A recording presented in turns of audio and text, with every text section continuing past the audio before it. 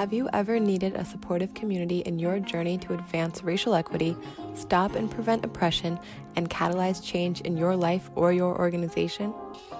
Join us in our online community at intentionallyact.com. As James Baldwin wrote, "Not everything that is faced can be changed, but nothing can be changed until it's faced." Join us online to confront the challenging questions and situations in your journey to advance racial equity as we build community to offer professional, personal, and organizational development, skills, and knowledge. Hello, everyone. This is Dr. Atia Martin. Welcome to Intentionally Act Now, a podcast that supports the All Aces mission to activate consciousness, catalyze critical thinking, and transform capabilities that advance racial equity and build resilience within ourselves and our organizations.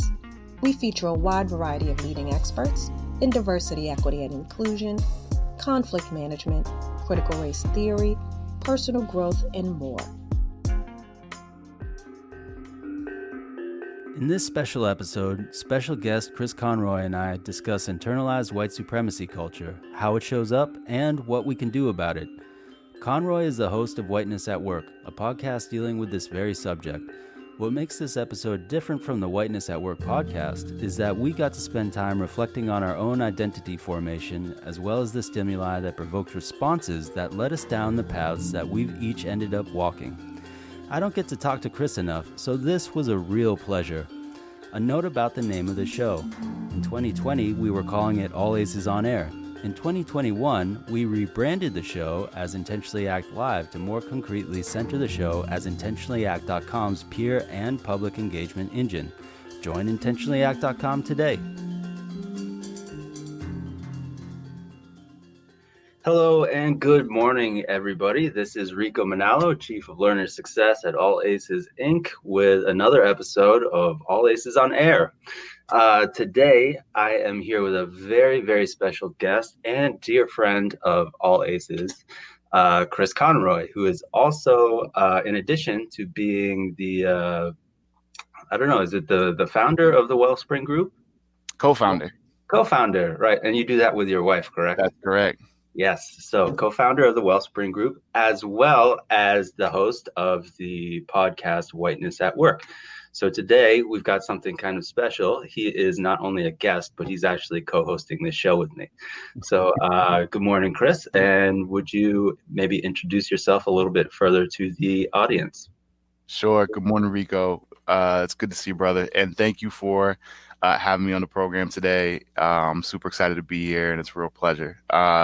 So my name is Chris Conroy. I'm a partner at the Wellspring Group, which is a consultancy that supports racial equity learning across multiple organizations, both in the United States and Canada. And I'm partnered in that effort with my wife, Kadesh Sims, who's an amazing individual on many, many levels and a fantastic business and personal life partner. And so the bulk of my focus of my work is connecting with folks to unpack concepts related to whiteness and white identity, white racial identity, and figuring out what role those have to play, and committing to racial justice in our daily lives. So that's what I do, and hopefully we'll have some time to talk about that today, I think. Yeah. Man, that's it. That's the bulk of it.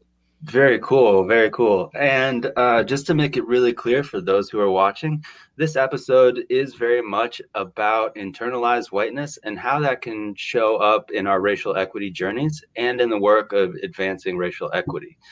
So to get us started, we've got our usual question. So Chris Conroy, in 30 seconds or less, how did you become you? Well, it was a rainy Tuesday. No, let me take some notes. Yeah, right. So I have been really interested in understanding justice and fairness, I think, my whole life. And as a kid, I probably had I think my mom would probably testify to the fact that I had a pretty unusual overcommitment to that wrestling with the idea of what was fair and what wasn't. Oh yeah. So I was one of those kids, and I think that I was really attracted to this idea of the law very early on. I was like obsessed with those, Law and Order type shows. I was very into like, A Few Good Men was like a movie that I was really into when I was a kid. I read like all the John Grisham books, right, about lawyers.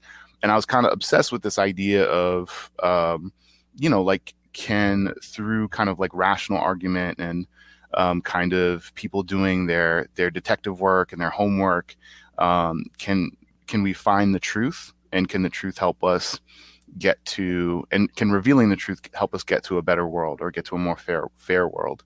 And I think that led me to a lot of different places, but first and foremost, it led me to the Suffolk County and the Plymouth County District Attorney's Office for a series of internships when I was a very young pup, just graduated from high school and in the college. Having had, some background and some knowledge of racism just through the relationships that I had in my own life, right, whether it be with friends or, just seeing the world that I was living in general, right? I played football, so a bulk of my friendships, allowed me to connect with other young men like myself across a wide variety of racial and economic backgrounds, which I think is one of the cool things about sports. But when you get exposed to that, you also get exposed to the knowledge of what other people's lived experiences is all about. And so I came to kind of understand what race looks like in that context, by having friends that weren't from the same race as myself, and didn't have the same lived experience as myself. And then I kind of took that relational knowledge and brought it with me to my first experiences outside of school, trying to make a way in the world and figure out how to find justice, and how to contribute to that. And I was introduced up close and personal to the American justice system and how it actually works for the first time during those internships. And what I didn't see was justice, right? I didn't see the things that I thought I would see in those books back when I was a kid. In those movies. So when I was a kid. just to kind of summarize and collect here, you had built up this idea of fairness, justice, and truth, like kind of an archetypical good guy, if you will. Yep. And then when you got the opportunity, you went to where the good guys are supposed to be, and you saw that it didn't match your mental image. Yes. 10-4, absolutely 100% on point.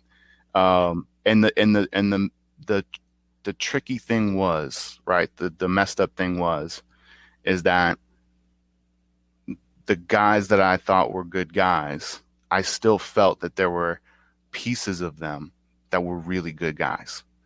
And yet they were participating in a system that was unfair and unjust. And for lack of capacity to deploy their sense of fairness and justice in a different direction, or lack of interest in doing so, or just, a whole bunch of other reasons that I probably wasn't privy to at that time, they chose not to question kind of the underlying assumptions that created that injustice and unfairness in that work. And so this is that's not to disparage anybody who's doing work on behalf of, any kind of work at the Suffolk or Plymouth County District Attorney's Office. There's some amazing people in those institutions, and those institutions do an incredible amount of good in certain contexts. I mean, what I'm hearing you say, though, Chris, if I could just break in, is that you've got people that obviously, as you say, have good parts of them and probably want to be more of that part of them, right? But they're operating within a system that kind of constrains their ability to do that. Is that what I'm hearing? 100%. Yeah, I think so. I mean, you know, I I also think it comes down to how do you see yourself in your role, Okay. right? I think we put on roles professionally, and I was attempting to do so at that time as a young person, right, as a young adult, Sure. and um, the men primarily, because they're mainly men in these roles, although there were several women who were really influential in my development during this period of time. Um, Shout out to Nudis Camargo, who was there at the Suffolk County District Attorney's Office when I had my first internship there, and is a phenomenal person, was in the Patrick administration, and was my mentor in that particular role. Very cool. But the men in that context, I think, often saw themselves as the good guys, but often kind of in this role where they had the worldview where bad things happen, and really bad things happen, really evil things happen, and I need to be the person that stands at the door to prevent evil things from happening, right? So with that kind of worldview, right, and this adoption of this very binary system of bad guys and good guys, even if that can be more, even if it's slightly more nuanced than that in practice, in theory, and kind of like the assumption of how to go about doing that work, if you kind of see yourself as the good guy all the time, or the necessary good guy holding back the bad guys, there's problems with that. There's things that start to come out of that become problematic.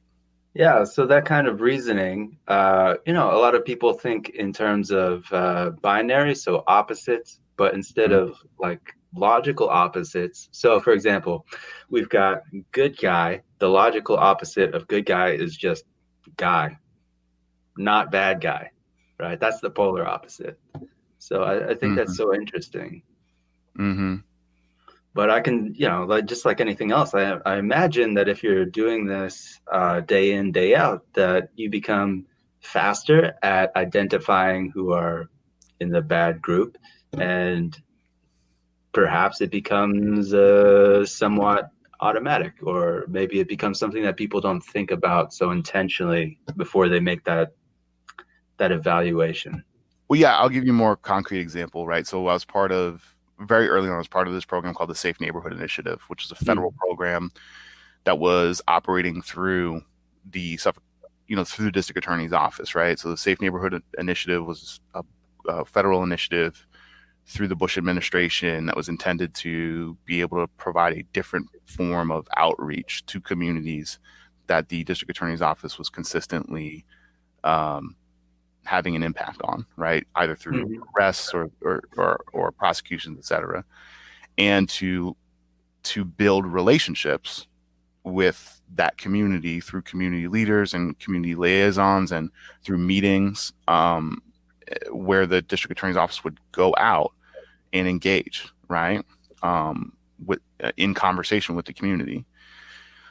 So what I found was that if you look at the structure of the district attorney's office, there's the DA, and then there's ADAs, assistant district attorneys, who do much of the prosecution of cases.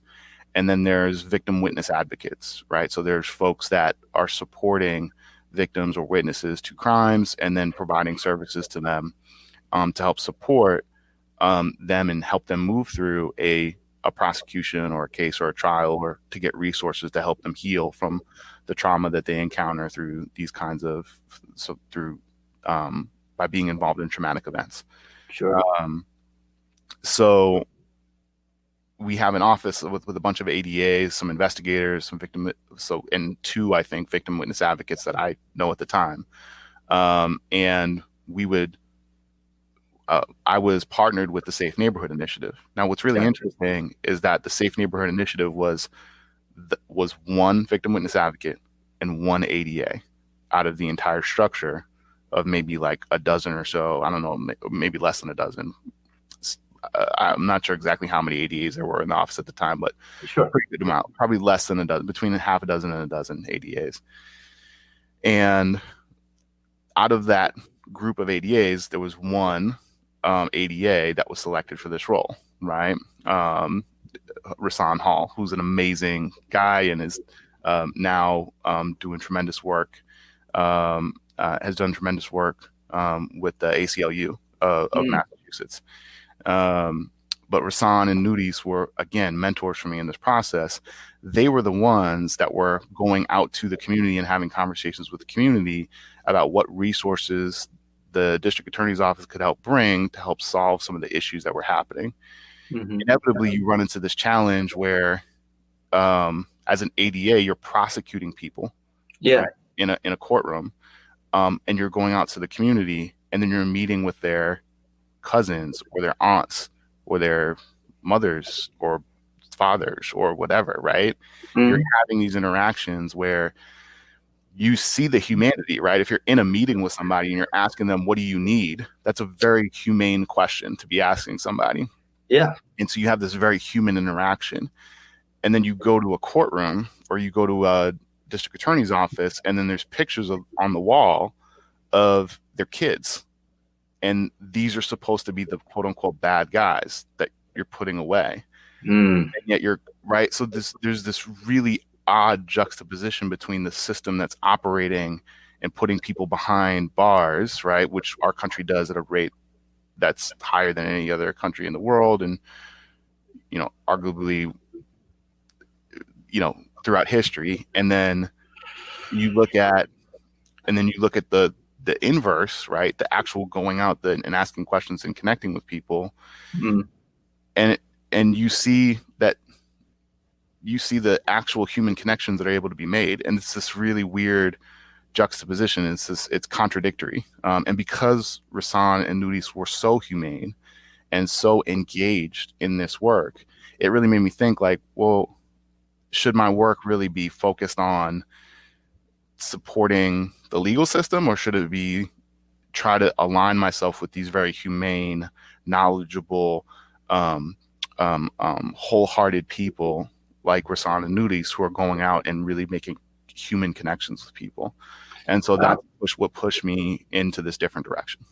Okay, so would you kind of capture that as, I don't know if you want to say it's a crystallizing moment for you, but I guess what I'm trying to get at is like, how did you first actually embark on your racial equity journey to the point where you were kind of realizing like, hey, there's this thing, whiteness, and, as a white man, of course, subject to that, I'm just really curious about how that all, did it hit you all at once? Did it come in dribs and drabs? No, I mean, so I think the more that you dig into your identity and what shapes your identity, the more you realize that, I don't know if this is true for you, Rico, but like there's moments where you think back to when you were younger and you're like, oh, that's what I was feeling at that time, right? That thing had something to do with my racial identity, or that has something to do with my overall identity that is connected to race. And now I'm remembering it. And I had a weird feeling at the time, but now I can place it. Right. Yeah. Yeah. And I think when we talk about the construction of our identity, right, there are some things that it makes some people uncomfortable to feel like there are parts of their identity that they don't get to make. Right. That are constructed for them. But that's the nature of being a human being, is that you step into a culture, you're born into a culture, you're born into a particular place, and then you have to learn how to navigate that. And so, initially there were some things that I were aware of where I was like, personally, this feels weird. And then I don't really connect with it like everybody does, right? And then there were some more explicit events that I think were more explicitly about race. So I think first and foremost, to talk about what we were talking about a little bit earlier, prior to the show, John A. Powell, who's an incredible legal theorist and talks quite extensively about rationality, is a wonderful professor, talks about whiteness as the logical conclusion of the European Enlightenment project of the isolated self. That's the title. That's the title. I'm going to credit Gibran Rivera, who is another great mentor of mine, and who pointed me in the direction of that particular reading but that concept rings really true, right? It's this idea that through rationality, through a particular kind of governance, through a particular kind of way of approaching the world, we can reach this version of an idealized self, right, way up here in the clouds. Yeah. And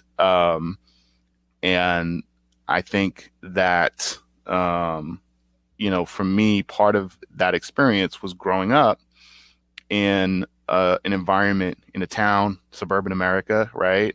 Moving out of the city when I was very young and moving into a suburban environment, and having this experience where I knew there were people who were not white in the world, right? I knew that there were things happening beyond me, right? Like whether we're talking about, as a 10, 12-year-old, you start to become aware of things like the external world through the news, right? And so the Gulf War is happening in 92. I'm going to date myself here because I'm 38 years old, right? So, but the Gulf War is happening, right? Rodney King riots are happening. Football is happening. Most of my superheroes that I'm watching on TV, right, are black men, right? Because they're playing in sports, and you can see them being celebrated in that context and then disparaged in others, right? I'm listening to Nas, I'm listening to Biggie, I'm listening to like pretty much like any kid that's interested in East Coast hip hop. I'm in that space. So I'm seeing these things, I'm experiencing these things, and then at the same time, I'm growing up in a community where it's like, get the house, right? Get the 2.5 kids, get the dog, play soccer on the weekends, right. Watch the game on weekends, and then like that's it, right? You're like, is there something else that's supposed to be happening here? I think you forgot mowing the lawn. Definitely mowing the lawn. That was definitely a part of it. Although my dad would probably he would probably. Yeah. Hey, Dad. He would probably take issue with that. I mow the lawn now, but I was probably more difficult to get to do back then. I mean, honestly, my dad also has an issue with me mowing the lawn. So, hey, Dad, publicly acknowledging that as well. But, and I think, growing up in that environment, most people feel this, right? In some way, shape, or form. You grow up in a small town, you grow up you're like, okay, is there something more? Is there something beyond this? And most people don't associate that with whiteness, right? But I've come to associate a piece of that with the culture that surrounds the construction of white identity. Gotcha. And, there's been different clues that point the way towards that. But I think that's the first memories I can think of that I can now associate with that identity. Yeah, I mean, reflecting on my own identity formation, it's much easier for me to see right now as a 35-year-old man that, there are definitely parts of my identity that I didn't intend to construct, but I constructed in response to something. Mm-hmm. And I remember a number of moments in my own childhood that were kind of weird in that, to explain a little bit, Please. I grew up in New Hampshire. Mm-hmm. I'm obviously, like, my parents are not from New Hampshire. They're from the Philippines. Mm-hmm. And we're in New Hampshire, if you don't mind me asking. Oh, sure. I'm from Durham, New Hampshire, which is where the university is. UNH. Yep. UNH, yeah.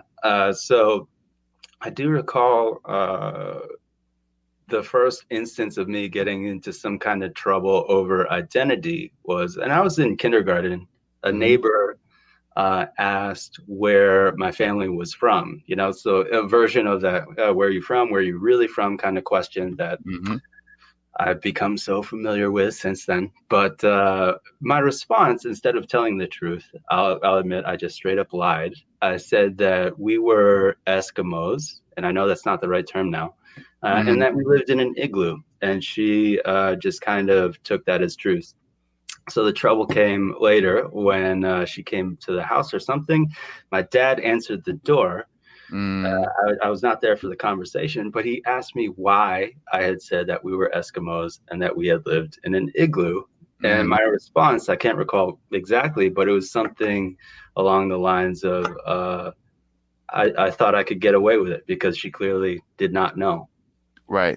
Right. So that's a powerful thing for a child to understand. Like, Yeah. because people don't know what I am, Mm-hmm. I can tell them whatever I want, and that's powerful. The Mm-hmm. other side of that coin is I don't know what I am either. So then trying to figure out who I was by comparing myself to this, in my case, almost a monolith of whiteness, and not even understanding what whiteness was. Right. Can you tell me a little bit more about I'm when you when you chose that, can you think back to that moment and think about why you might have chose what you chose? Uh, I mean, I did have kind of a fascination with representations of Native peoples that Mm-hmm. I saw in my books. And on reflection, it's probably because when I looked in the mirror, my face was more similar to those depictions than the ones I was seeing around me. Mm-hmm. And so maybe that was something that I just thought was really cool. Like, as a child, just imagining being out in this snowy place. Well, then I kind of like enjoyed the cold and the snow. Now I don't, but it was maybe something to aspire to, or something that I hoped could be true, or something. That's kids are amazing that way, right? And you think Yeah, about what you're able to construct in a very short period of time on the spot, yeah, right? Which is why, I love working with kids. When I was teaching, right, that was one of the benefits of being able to work with kids, yeah, is that they will think of creative ideas, right? They'll come up with they'll have a go at it, right? They'll figure out like how am I going to navigate this situation? Then they'll give it a shot, and they're not so kind of gun shy, or kind of they're not so weary from having people shoot down their ideas, yeah. that there's not that self-consciousness at that stage. So I think that's really interesting, right? As you get older, are there and as you encounter again that concept of whiteness, right?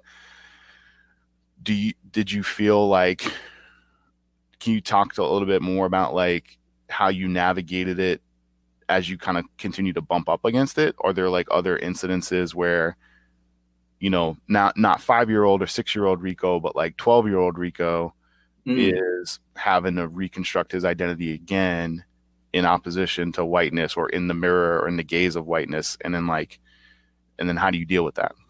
Yeah, I mean, so one thing that I do recall very clearly is at some point, so I mentioned that there was like kind of a white monolith where I come from. I'm Yep. not the only Asian American from Durham, New Hampshire of my age, Yep. but there were really very few. There were, because of the university, there were some other Asian kids. Yep. Mostly their parents were also immigrants like mine, but they might not have been born in the US. My best friend growing up, who's really more like my brother, his parents are from India, and he grew up. We basically grew up together. But what's interesting to me is I never actually saw him struggle with whiteness in the way that I did. Because most of the other Asian or Asian American children more closely resembled me than him. So I think I was much more aware of this. And not to disparage any of my former classmates, but what I saw outwardly was that they were very much kind of that demure, shrinking violet kind of person. And that's really decidedly not me. Mm-hmm. And so I do know that one of the coping mechanisms that I had was I was a class clown. I was Mm-hmm. always making people laugh. I was always doing things to get attention on myself. And part of that was so that I could show people I am not like those other quiet, demure, more stereotypical Mm-hmm. Asians. Mm-hmm. What'd your dad have to say about this? So you see Um, your dad was the first one that confronted you, like, hey, why'd you describe yourself in this way? Like, what was that like as you kind of were going through those phases? I mean, so what I do remember very clearly is another thing that I should mention about my background is I learned very quickly that when my parents wanted to have a private conversation, they'd switch from English into Tagalog. Yeah. And at the time, Tagalog, by the way, is the language that my parents speak from the Philippines. Mm-hmm. And this was not intentional at all, but this was also kind of the era of Dr. Spock, like not from Star Trek, but the child psychologist. Mm-hmm. And he was the guy at the time that was saying bilingualism is bad. So they Mm-hmm. never taught me the language that they speak. Mm-hmm. Although I can understand what they're saying, I can't really speak it myself. Mm-hmm. So right there, I knew that there was a difference, and it didn't really kind of crystallized for me until later. But at some point, I really realized when I was a teenager, we are having such trouble with each other because of cultural differences. They had an expectation of me, and I don't think on purpose, growing up along the lines that they were familiar with for a child, right? So they had maybe an archetype of what a child-parent relationship should be, which Mm-hmm. is really different from the child-parent relationships here. Yep. And I remember it was on a TV show or something, but there was a kid that called their parents by their first name, and my parents saw that and were like, "No, You not had this ever." moment. You had this moment where you looked at each other and they were like, "Don't try it." Yeah, I don't think any words were even said. It's just like message received. Got it. Cool. What? So I mean, so how did? What do you think that they were trying to do? Right? Because it sounds like there were some things that they were rejecting about, like a traditionally, culturally, white experience, right? Or Western kind of experience, like whatever you want to call it, right? Mhm. There were pieces of that they were like, "Nah, we're not having it." Yeah. And don't you even think about it. And then there's other pieces of it where they're like, we are explicitly going to not have you learn this part of our cultural tradition. You're going to start to learn this part, right? Mhm. Why do you think they made the decisions that they did with you as a parent? Because as a parent now, I know my wife and I, we're always talking about like, how do we make decisions, right? With Yeah. kids, and like and what are we explicit about and what are we not? Why do you think that they made the decisions that they did for you?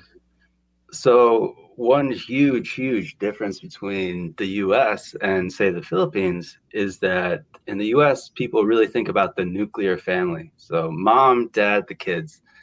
Most of my friends growing up, they didn't even know their cousins. They didn't know their uncles or their aunts. Whereas I grew up knowing that my father has more than 20 brothers and sisters, like half Wow. brothers, half sisters as well. Yep. Like extended family, that is family. You don't add the modifier extended, it's just family. Okay. So a lot of these things, like in terms of social support networks, what we're seeing, especially right now during the pandemic and everything else, is a lot of Americans do not have a strong social support network. Yep. A lot of people feel super isolated. You can't really be isolated in the Philippines because there's people around you all the time. Okay. Like if you're a little child and you're looking for your mom and you're just like yelling, "Mom, mom, mom," like 8 different women are going to come running and be like, what's wrong? Yep. It and that played into their decision to how in terms of how to parent you in the US. How did that play into their decision and to make decisions about how to explicitly parent you through this kind of cultural change, right? They know you were going through cultural change. How did the idea of family play into that? I mean, that's really, now that I'm kind of reflecting on it, a lot of those interactions, there were a lot of implicit things, right? And so I'm not sure if I really understood all of them. But I do remember that as a younger adult, like probably in college at some point, I was talking to my mom, and she straight up said, if we had better, well, sorry about the truck. All good. If we had better family support, or we had been around more family than in this country, then she probably would have had more than just me. Mm. Because, and I don't blame her. I understand that as a kid, I was probably, well, definitely a handful. So Same here. Yeah, for sure. yeah. Yeah, but this whole thing about internalized whiteness, I mean, it is Yeah. really uncomfortable to reflect on. Yeah. One of the things I really learned again by coming to work at All Aces is that I had to internalize a further amount of whiteness just to get through grad school. You know, how to learn how to speak like somebody who has a master's degree, how to write in a way that could be taken seriously academically. And what I was not building the skills for in grad school were the skills to really break those down in ways that people could easily understand. The language was kind of not a symbol, but more of like some of the trappings of a certain kind of power, Mm-hmm. right? Yep. And that's a little bit uncomfortable to sit with too, because communication is all about exchanging ideas.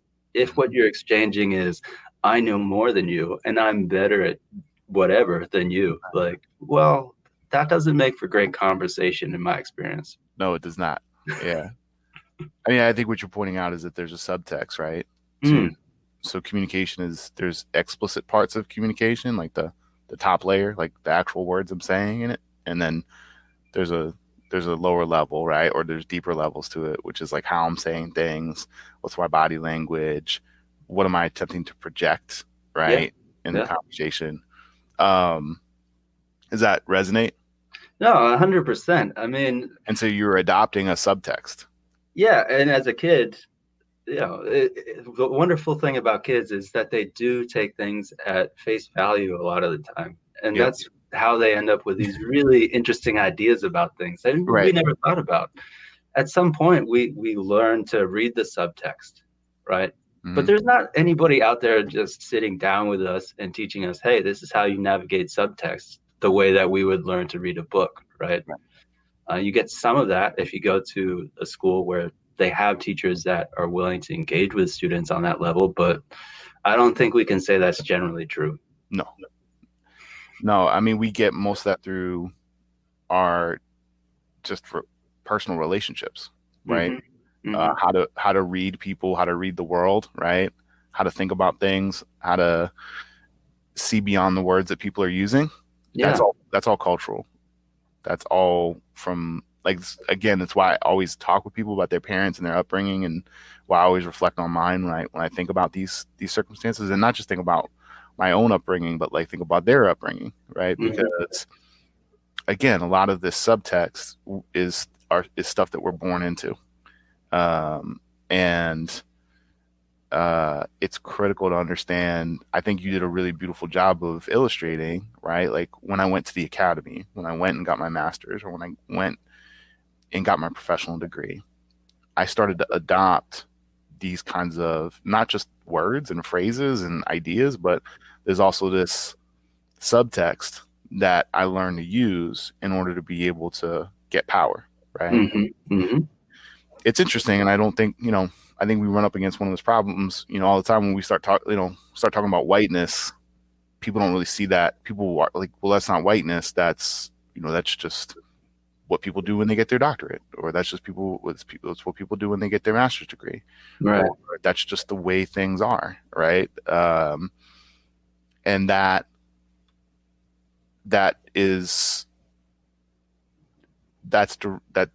ignores this idea, right? That when you build a system, or you build a human system, you build it with a culture. Yeah. And you build it with a dominant culture. There's a prevailing culture in which you construct it, right? Yeah. I mean, I was just thinking, like, there's that really tired sitcom joke where a doctor, a lawyer, somebody with a professional degree is Mhm. explaining something to usually the main character. The main character kind of goes, mm-hmm, mm-hmm, mm-hmm. And then at the end, the punchline is, in English, please, right? Right. And it's like, okay, so right there, we're saying that people with these degrees, we know that they communicate differently and it's powerful and we don't understand it. Ha ha ha, isn't that funny? Like, no, actually, if we look at that, I don't think that's funny at all. Right. It's problematic. Yeah. When you think so, when you think about where you go from there, right? So, given who you feel Rico is, right? Who you are right now, right? How do you, so you notice that about yourself, right? And you know it, and you notice that's, you're dealing with a kind of power there, and you know that the power per your joke, right? Per the joke, right? That's often written into things, or sitcoms, like, it's problematic. How have you started to deal with that or unwind that or check that with yourself?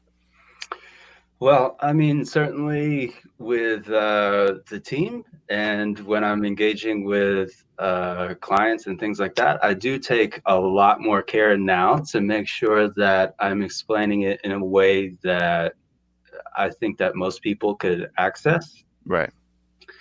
And the really interesting thing about that process for me, and this is how I know that it's really internalized, is when I am intentional about reflecting on it, I can sometimes feel an emotion kind of rising, like, like, oh man, I worked really hard to get this status and this power. Like, I want to be able to embody that thing.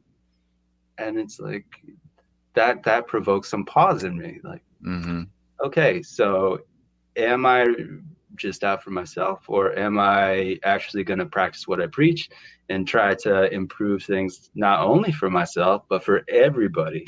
Yeah.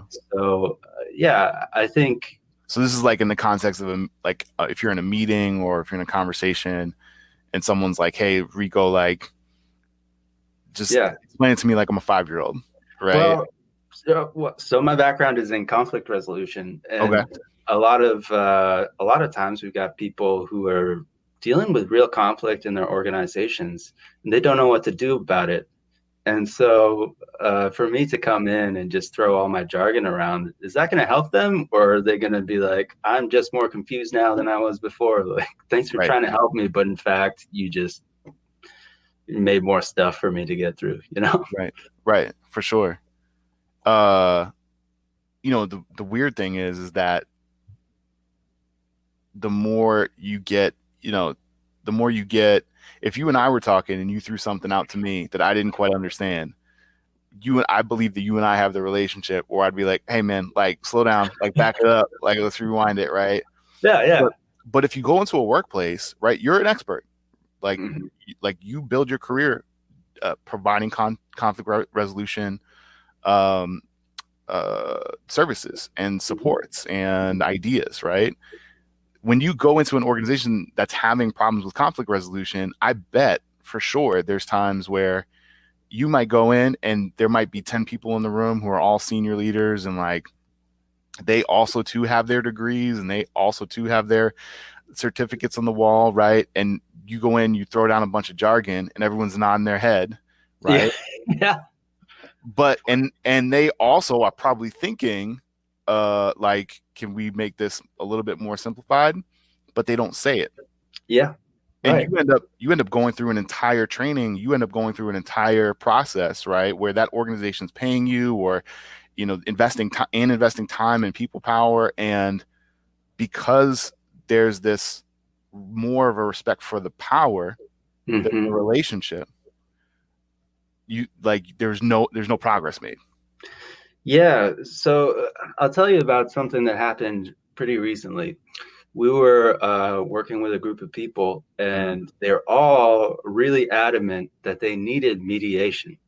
Yeah. All right. They're like, we need mediation. They kept going on and on and on and on about it.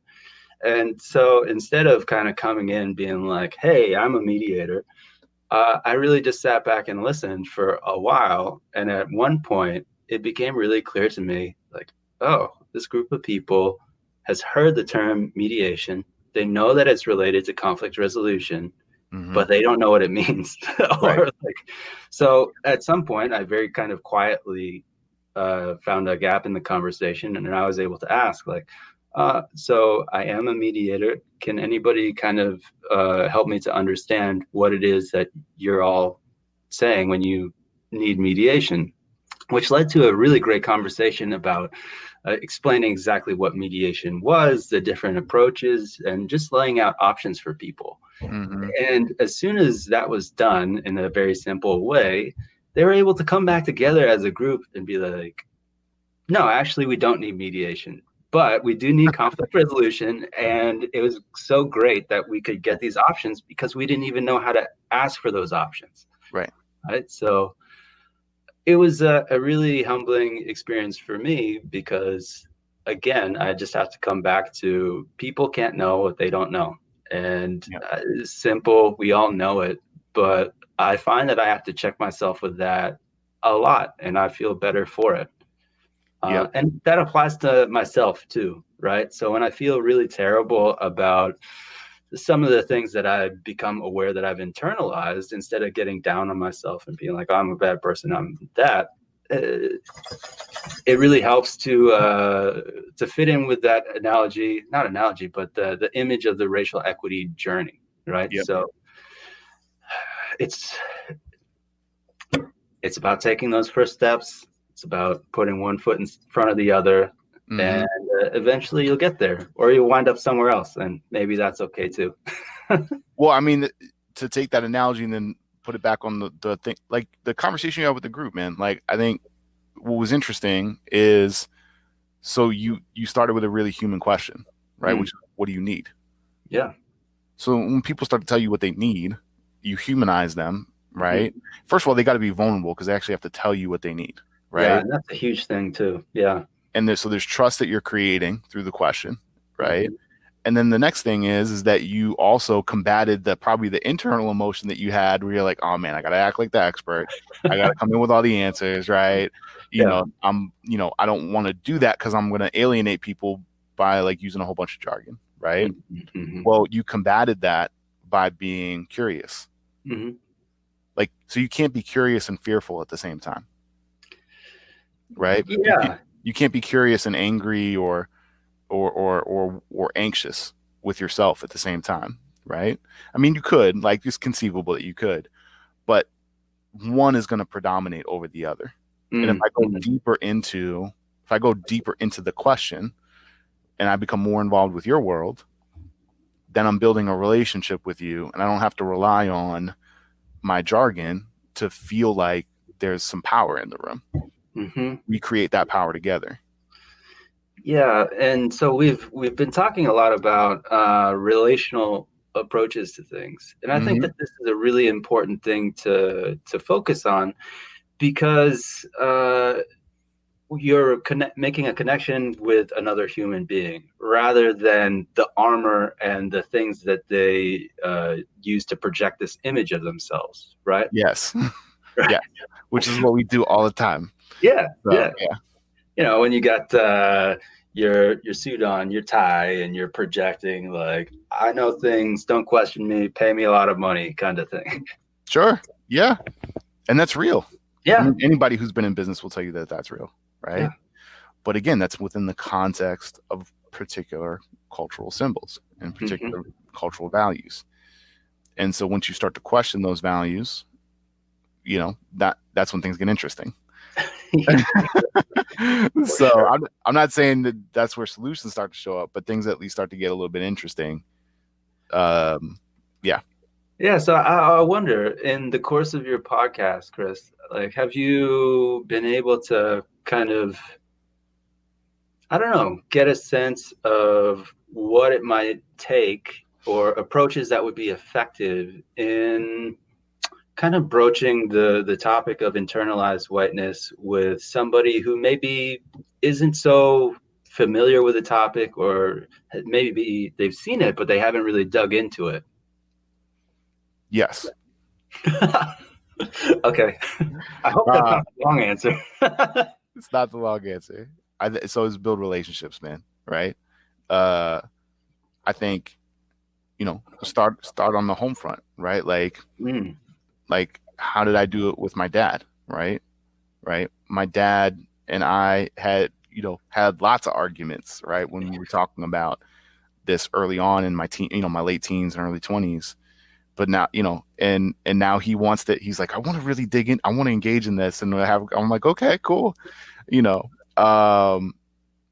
Because, but it's because there's love there, right? Like, how do I know what love is? Well, he's the guy that loved me first, right? Mm-hmm. So if I'm able to, and that's not like a trite thing, like that's a real skill, like to learn how to love through somebody through conflict, through challenges, through ups and downs in the relationship. That's a testament to being able to do the thinking that's necessary to put yourself in somebody else's shoes.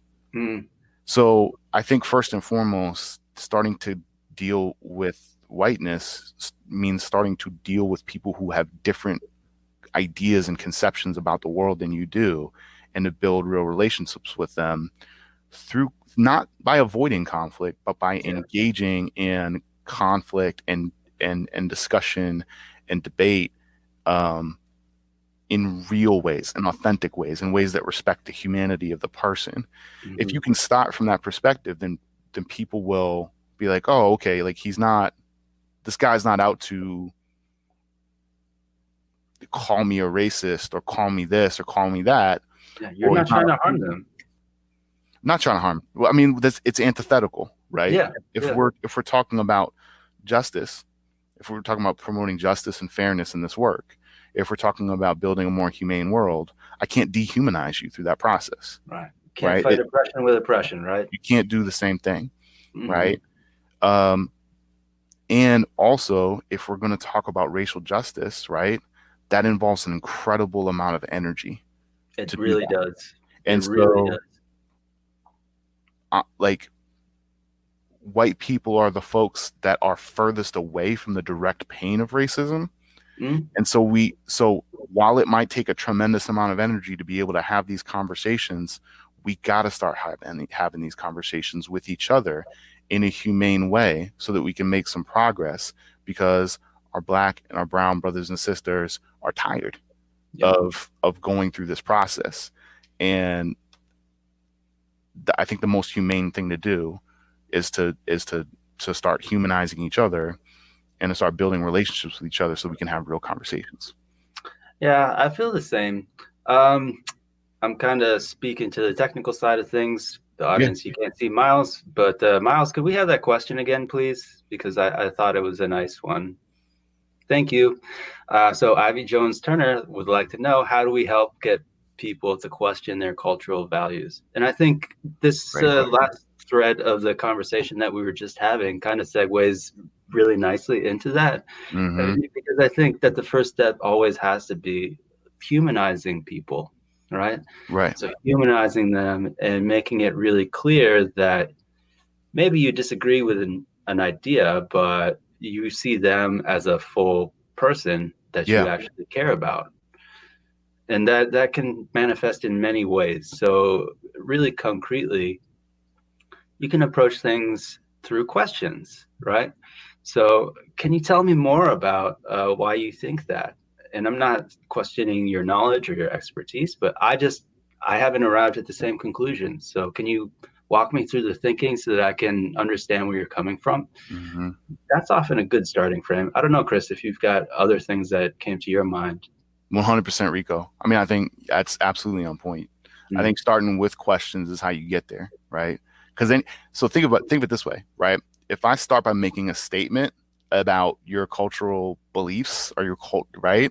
I'm making a whole set of assumptions about who you are, right? We already know. We just talked about the fact that we construct ourselves, right, through the course of our lives. So in me saying I know how you define your own culture, I'm literally making a massive assumption about who you are and how you've constructed your identity. So the first things first, you got to ask questions. I think that my favorite question for people vis-a-vis race, right, is if people are uncomfortable with exploring whiteness or exploring what it means to be white, I always ask them, like, what's the goal, right? Like, cultures have goals, right? Like, what's the goal that you have, right, for not exploring whiteness? Like, why not, right? because then you have to you have to dig for that answer, right? And if the answer is, well, it's unpatriotic, then you go from there and you go, well, what's patriotic, right? And then you go further and you go further and you just keep going and asking questions, and they're doing the talking, right? But I think the only way you can get people to that space of understanding their cultural values and the separation that the culture of white supremacy has from allowing even white people to have full humanity. Yes. Right? I think that's so important. Is eventually a lot of people think that questioning whiteness means devaluing white people, which is not the case at all. Not at all. Not at all. It's because I love white people that I want to deconstruct white supremacy. Real talk, like 100%. Like I love my mom. I love my dad. I love my family. I love the people in my community, right? I love my neighbors, right? I want them to be, I want full humanity for them. Yeah. Right. And I believe that all those people are worthy of love. So they are worthy of receiving it as themselves and not through the filters of this other stuff that we've collectively built up. So the danger in that is like you talk to a typical white guy and you're like, you could be more of a human being, and he's like, oh, like I am who I am and I like who I am, right? Like, I mean, that would be my response too on any day if someone told me I was incomplete, right? Yeah, naturally. But you can't get to that conversation. You can't get to what's missing, right? Again, this goes back to that conversation I was having earlier as a kid, where you like, so what is the deal? Like, I just grow up to own the house and like have 2.5 kids, and like they play soccer on the weekends, and I have beers in the backyard, like with my buddy, like that's the thing, right? That's what this is, right? So it's the incompleteness that you go towards, but by asking questions, because you're only that my incompleteness might not be what someone's others that might be perfectly fine for somebody else. Yeah, but again, there are parts of this culture that says you have to be a white guy that's that's heteronormative, has 2.5 kids, owns property, owns a means of production, is managing people, right, in order to be viewed as this success. Yeah. Right. And if you don't have those things, then go to church, right? Because maybe there you'll start to feel included. And that's, again, I'm a Christian, so there's nothing against church, right? But what I'm saying is that we start off as complete, and our culture tells us that we're not unless we do X things. Yeah. And we start to view people who are not those things in opposition to what's real, or excuse me, to what's ideal. And that's when we start to dehumanize them. So I want to go through that. Again, great question. Yeah. And yes, thank you, Ivy. Thank you, Ivy. Also, I think that now might be a good time to just acknowledge that, I don't know about your experience, but in my experience, interrogating my own internalized whiteness, it was more than uncomfortable. It was painful. It made me sad. It really bummed me out. But after doing that and engaging in it, I am hopeful that I can do things so that, or I can change things. I can work on myself so that my life doesn't have to be that way forever. Right. So, that Dr. Martin really loves to land things on hope. I wonder if we could think of some hopeful way to land this chat. Yeah. The hope in letting go of our investment in white supremacy culture is that we can be more complete human beings. I mean, what's more hopeful than that? I don't know. Right? I don't know. I don't know either. Right. And I've experienced it myself. Right. I've been confronted by friends in the past where they're like, you're still trapped in your investment in this aspect of white supremacy or racism, etc. And it's incredibly difficult to confront. But once you do, and you work through it, and through a tremendous amount of grace, right, I've still been able to maintain and build relationships with people that I care about who are willing to say those things to me. Mm-hmm. In that process of moving through that, there's a tremendous amount of freedom on the other side. I agree. To build the kind of person, right? To build the kind of life that you want. You know, the other thing that I was reflecting on as you were speaking, Chris, is as soon as I really started to work on these things within myself, for one reason or another, I found myself meeting a lot of other people who are in the same space. So where I was afraid of maybe feeling alone, I'm really not alone now. You know, it's like I met you, I met Atia, I met so many incredible people. And I really do feel more energized and hopeful than ever. I agree. And you're definitely not alone, this brother. There's you know, and no one who engages in this work is, because there's millions of people out here that are, you know, in the same frame of mind and want to start to unpack these things. And I think it's very hopeful that we're having these conversations, that people are tuning in, asking questions, and I hope we can continue to do it, because that's where the hope lies.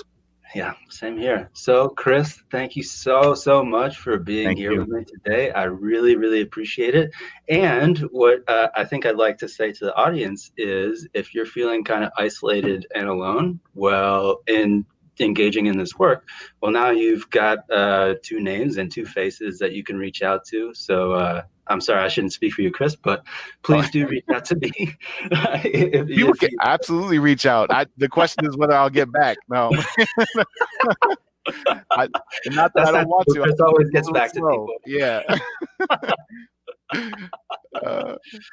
All right. Well, thank you, everybody, for watching. Thank you again, Chris Conroy. Everybody, please check out his podcast, Whiteness at Work. And Chris, I know that Buzzsprout is a great place to get your podcast, but where else can people get it? So anywhere where you listen to podcasts, Apple, Google Podcasts, we're on iHeartRadio, we're on Amazon. You can just say, "Hey, Alexa, play Whiteness at Work," and it'll pop up and we'll get going.